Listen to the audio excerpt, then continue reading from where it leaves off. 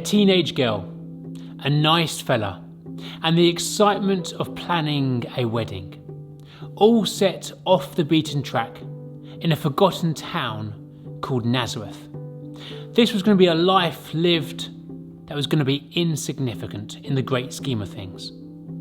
That was until an interruption. An angel suddenly appears to Mary.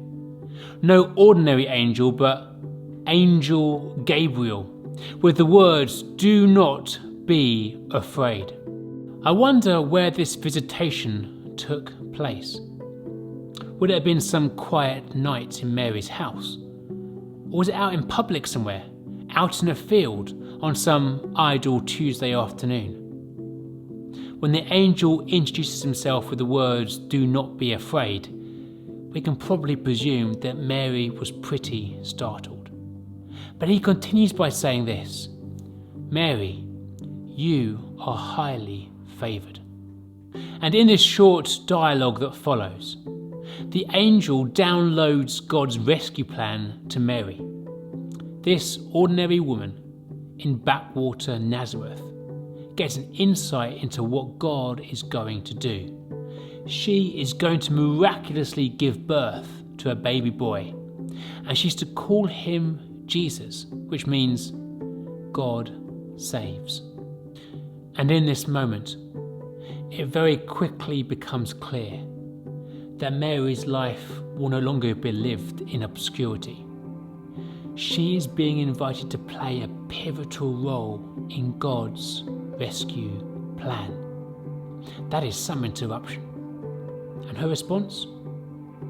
Her response is to say, "I am the Lord's servant." What humility, what faith, what trust in God. In her song of worship, that is still read in churches and uttered in monasteries, there is this tangible sense of excitement. She gets it.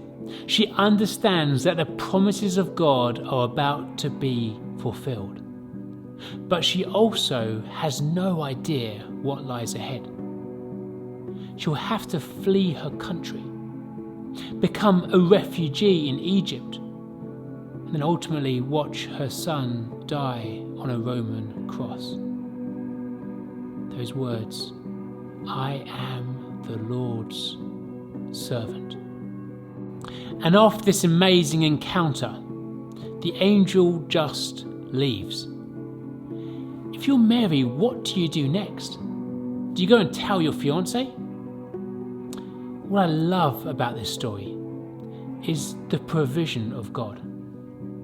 Mary gets to go and spend time with Elizabeth, who's also expecting. God reveals to Joseph what's happening in a dream. And then there are the shepherds, the prophets in the temple, and even the Magi, who all confirm these things to Mary. This wasn't just her wild imagination. God was at work. And in Bethlehem, the spotlight falls on a manger, and Mary ponders these things. Where might God be asking us to be faithful, even though it may seem insignificant? Where have we missed God's provision? And where is God asking us to make ourselves available? God, interrupt me this Christmas.